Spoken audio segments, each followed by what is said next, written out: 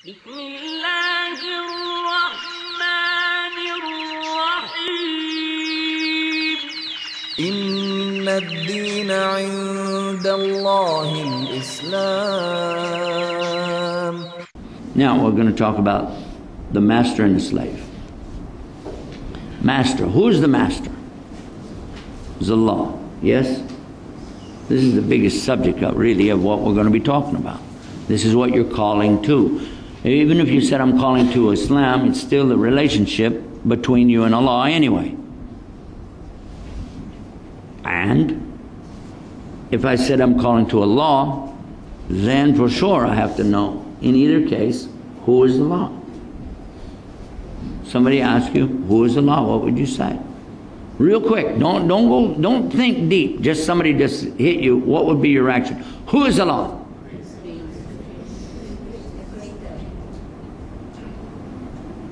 In my country, usually people say God.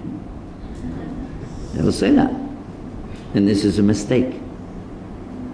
Most of you said the Creator. Some said what? Sustainer. Sustainer. What else? I heard good answers here. Very good answers. This is a good class, mashallah. But if somebody said Allah is God, is that true?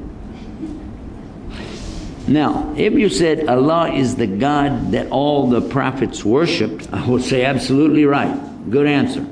If you said Allah is the God of Abraham and Adam and Moses and Solomon and Jesus and all the prophets, yes, absolutely no problem.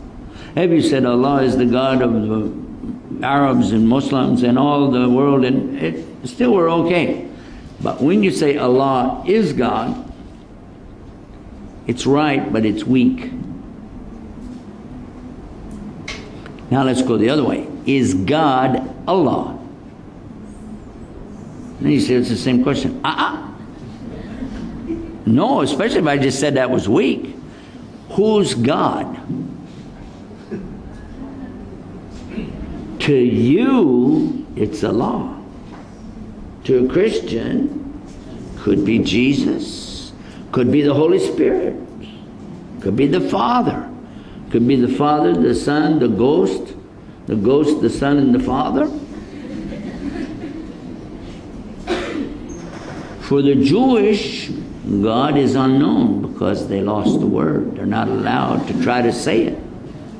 Did you know that? It's forbidden for them to even try to pronounce. They have substituted letters to equal what used to be the name of God, and they're not allowed to say it. Some superstition entered into the thing somewhere down the line, and that's what they have today. What they use in their letters, Yahweh or Yahweh, which people tried to pronounce with Latin letters and came up with Jehovah and Jehovah, and then tried to put some vowels with the consonants and said Jehovah. And this is really a joke. If you ask a rabbi, what do you think about this movement of Christians? It's not even 100 years old. There's a group out there. I'm not going to mention their name. But they're talking about Jehovah all the time. Jehovah, Jehovah. And they witness to that. But I'm not going to say the name of their group.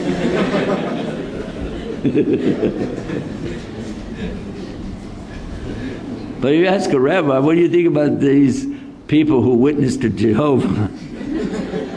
He'll laugh. He'll say, man, this is crazy.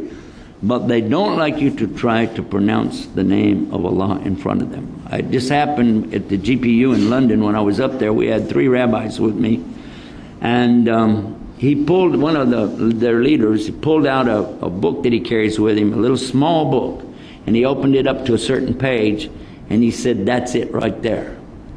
Well, I'm not an expert in Hebrew, but I knew what he had, and I looked at it and I said, I said, is it similar to how we pronounce it in Arabic with Yahweh? And he was like, He said, no, it's close though. I said, we say Yal-Hay. And then he got really like, I don't want to talk about it. He's going to close the book. The other two are looking at him like, what'd you open the subject for? Because Ya Al-Hayy is calling upon the living God. And in their book, according to Strong's Concordance of the translation from the Hebrew to the English in the Old Testament, it says that this is the living God. The living God. And what is Al-Hayy? The alive. Allah is the alive. And Ya just means oh. Like you call upon Allah, you say, Ya Allah, oh Allah. Or you said, Ya Sabur, oh the patient. Ya Rahman, oh the merciful. Ya Ghafur, oh the one who forgives. And here, Ya Al-Hayy, you're calling on the living God.